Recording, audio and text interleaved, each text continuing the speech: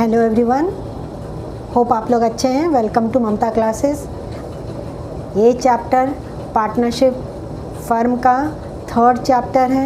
हमने fundamental chapter पढ़ लिया, change in profit sharing ratio पढ़ लिया और ये अब नया चैप्टर है that is admission of a new partner. Business में कभी भी नए पार्टनर का एडमिशन हो सकता है और वो क्या रीज़न्स होता है, क्या ऐसा सिचुएशंस आ जाता है जिसकी वजह से नए पार्टनर का एडमिशन करना पड़ता है इन द बिज़नेस। तो पहला सिचुएशन हो सकता है मोर कैपिटल नीडेड, बिज़नेस में और कैपिटल की आवश्यकता है, बिज़नेस को हम एक्सपैंड करना चाहते हैं और उसके एक्सपेंशन पर्पज़ के लिए कैपिटल रिक्वायर्ड है। जो पार्टनर्स पहले से बिज़नेस में हैं उनके पास अब कैपिटल नहीं है ताकि वो एडिशनल कैपिटल कंट्रीब्यूट कर सके, तो उनके पास ऑप्शन है नए पार्टनर का एडमिशन कर लें। इनसे उनका कैपिटल जो रिक्वायरमेंट है वो फुलफ़िल हो जाएगा। दूसरा रीज़न है competent and experience person is needed. आपके बिज़नेस को एक्सपीरियंस्ड और कॉम्पिटेंट पर्सन की आवश्यकता है। आपका बिज़नेस रिक्वायर करता है कि जो पार्टनर हो वो और ज़्यादा एफिशिएंट एंड कॉम्पिटेंट हो, तो आप अपने बिज़नेस में ऐसे पार्टनर को एडमिट कर लेते हैं जिनके पास वो रिक्वायर्ड क्वालिटी है, क्वालिफ़िकेशन है, स्किल है जिसकी आवश्यकता आपके बिज़नेस को है। तीसरा है increase in goodwill and reputation of the business. आप बिज़नेस के रेपुटेशन और गुडविल को बढ़ाना चाहते हैं, तो इसको बढ़ाने के लिए आप क्या करेंगे, उस बंदे को अपना पार्टनर बना लेंगे जिसका मार्केट में बहुत अच्छा रेपुटेशन है, नेम एंड फेम है मार्केट में। उसके गुडविल को आप अपने बिज़नेस में इंक्लूड करना चाहते हैं। बहुत सारे ऐसे हॉस्पिटल्स हैं जहाँ पे जो रिनाउंड डॉक्टर्स होते हैं ना, उनको हॉस्पिटल रिक्वेस्ट करता है कि आ करके हमारे हॉस्पिटल में अपना कुछ टाइम दे दीजिए। वो हॉस्पिटल के एम्प्लॉय तो नहीं बनते हैं, लेकिन हाँ अपना जो प्रेशियस टाइम उनका होता है उसमें से कुछ टाइम निकाल करके किसी हॉस्पिटल को विज़िट कर लेते हैं, वहाँ के पेशेंट को एग्ज़ामिन कर लेते हैं। इसकी वजह से उस हॉस्पिटल का गुडविल भी बढ़ जाता है। क्लियर है? नेक्स्ट है to encourage a capable employee by taking him into partnership. आपका कोई एम्प्लॉय है जो बहुत ज़्यादा टैलेंटेड और केपेबल है और अगर मार्केट में उसको कहीं दूसरे जगह अच्छा अपॉर्चुनिटी मिलेगा तो वो आपके बिज़नेस को छोड़ करके ऑब्वियस है उस बिज़नेस को ज्वाइन कर लेगा और आप चाहते हैं कि उसको अपने बिज़नेस में ही रोक के रखें, तो आप उसको क्या बना लेते हैं, अपने बिज़नेस के पार्टनर के रूप में उनको इंक्लूड कर लेते हैं। अब वो आपके बिज़नेस का पार्टनर बन गया तो आपका बिज़नेस तो छोड़ के जाएगा ही नहीं। अब उसका सारा जो टैलेंट है आपके बिज़नेस को मिलेगा, अब एज एन एम्प्लॉय नहीं मिलेगा, एज अ पार्टनर या ओनर मिलेगा। इससे आपका बिज़नेस को बहुत ज़्यादा फ़ायदा होगा। तो ये सिचुएशंस है जिसकी वजह से नए पार्टनर का एडमिशन होता है। जब भी बिज़नेस में नए पार्टनर का एडमिशन होता है तो कुछ एडजस्टमेंट्स भी करना पड़ता है अपने बुक्स ऑफ अकाउंट्स में। और वो क्या क्या एडजस्टमेंट्स करना पड़ेगा, सबसे पहला calculation of new profit sharing ratio. पिछले चैप्टर में भी हमने पढ़ा था कि फर्म में कभी भी कोई चेंज होता है तो नया प्रॉफिट शेयरिंग रेशियो कैलकुलेट करना पड़ता है। अब यहाँ भी new profit sharing ratio calculate किया जाएगा। यहाँ जो पहले से पुराने पार्टनर्स हैं वो अपने हिस्से का कुछ प्रॉफिट किसके साथ शेयर करेंगे, नए पार्टनर के साथ। तो नए पार्टनर के आने की वजह से पुराने पार्टनर को कुछ सेक्रीफाइस करना पड़ता है। नया पार्टनर तो गेन करेगा और पुराना पार्टनर सेक्रीफाइस करेगा। तो यहाँ भी सेक्रीफाइसिंग रेशियो लेस कर देंगे पुराने पार्टनर्स के शेयर से, तो न्यू रेशियो आ जाएगा। ठीक है। दूसरा जो हम एडजस्टमेंट करते हैं, accounting treatment for goodwill.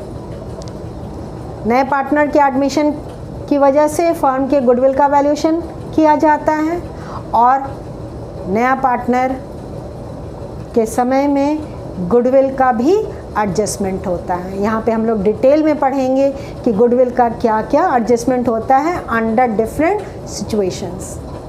Okay, next accounting treatment for evaluation of assets and liabilities.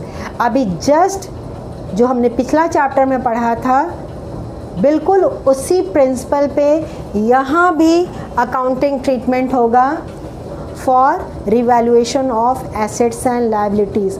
यहाँ पे कोई चेंज नहीं है, डिट्टो है जो हमने पढ़ा था change in profit sharing ratio. इसलिए हमने वहाँ भी बोला था कि उसको सब याद रखना है। बिल्कुल सेम टू सेम ट्रीटमेंट यहाँ भी हमको करना है, ठीक है। नेक्स्ट है accounting treatment for accumulated profits and losses. तो ये भी टॉपिक हमने पिछला चैप्टर में पढ़ा था। तो change in profit sharing ratio में जो अकाउंटिंग ट्रीटमेंट किए थे, admission of a new partner में भी सेम अकाउंटिंग ट्रीटमेंट होगा, कोई फ़र्क नहीं है।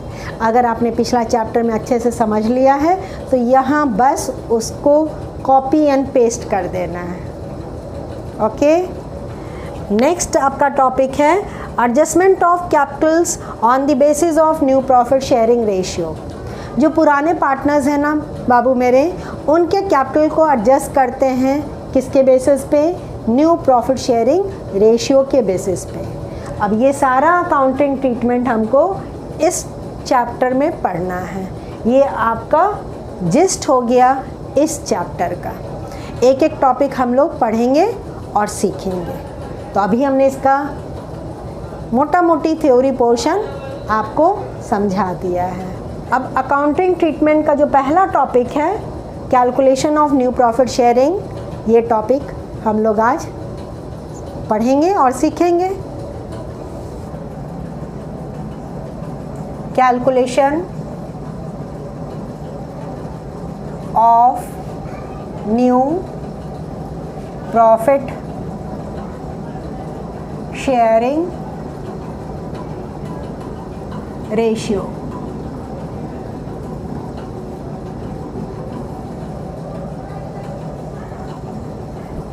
हमको नया रेशियो कैलकुलेट करना है after the admission of a new partner.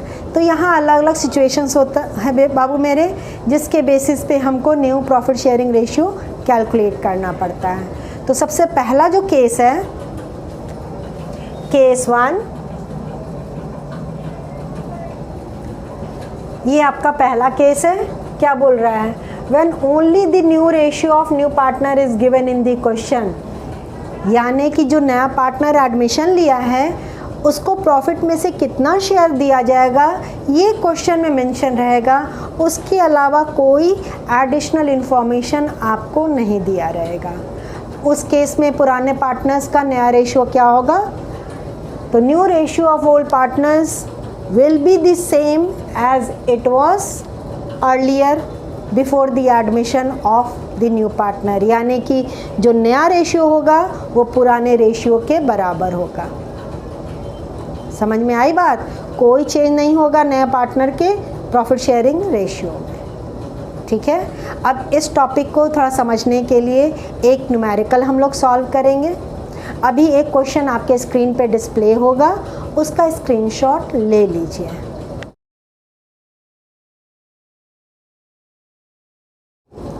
Let's see the question.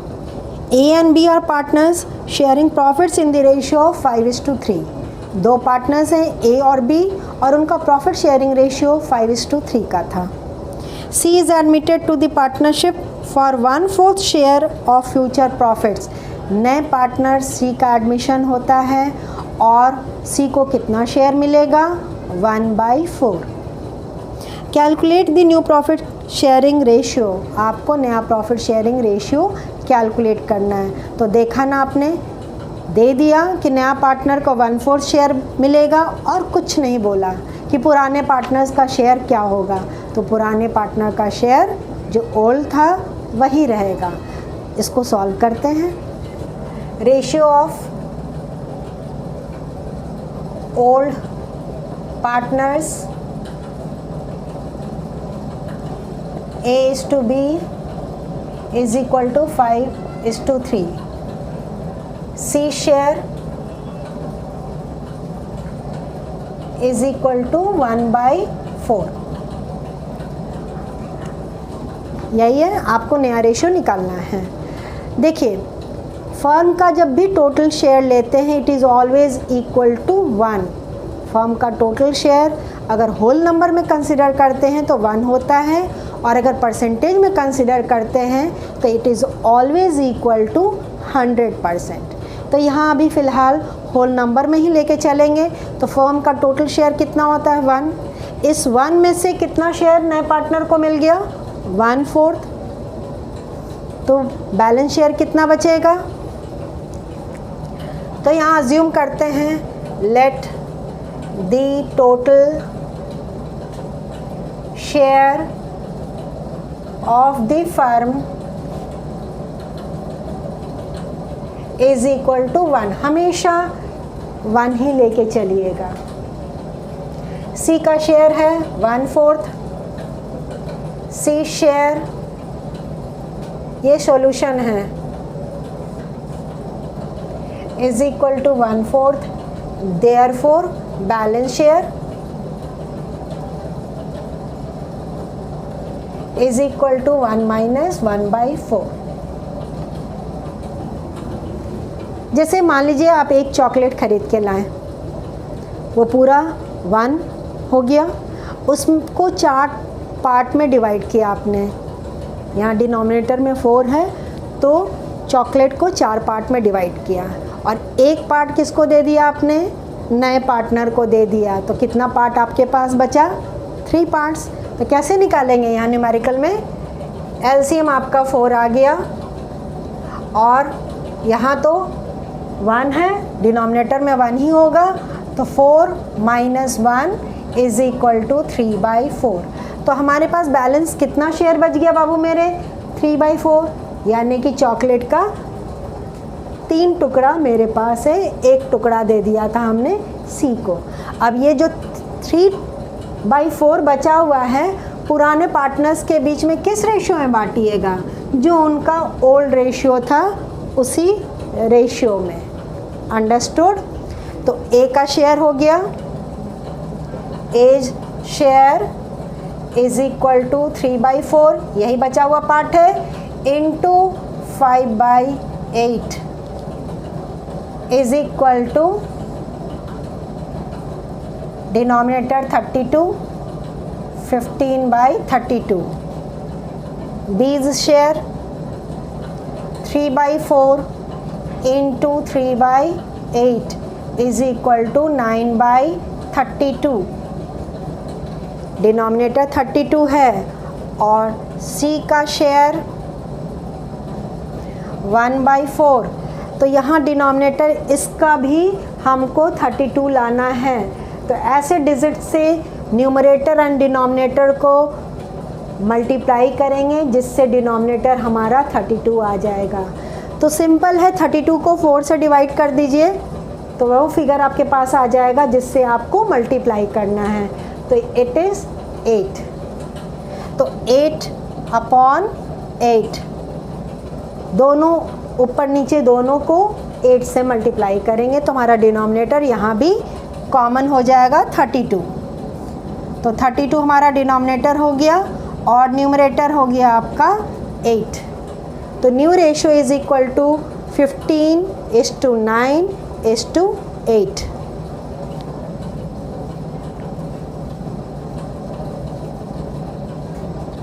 15:9:8।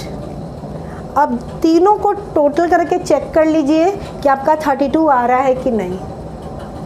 तो 15 + 9 24, 24 + 8 इज इक्वल टू 32। तो ये आपका जो रेशियो आया है नया वो बिल्कुल सही आया है। जब सिर्फ नए पार्टनर का शेयर दिया रहेगा और कुछ भी नहीं मेंशन रहेगा, इस मेथड को फॉलो करके हम लोग new profit sharing ratio calculate कर लेंगे। होप आपको अच्छे से समझ में आ गया होगा। बाबू ये टॉपिक बहुत अच्छे से समझिएगा, क्योंकि आगे जब हम न्यूमेरिकल सॉल्व करेंगे ना, ये हमको यूज़ करना होगा। तो आज एक केस पढ़ लिए हैं इस टॉपिक से रिलेटेड। नेक्स्ट क्लास अगला क्लास में पढ़ेंगे। तो मिलते हैं नेक्स्ट क्लास में।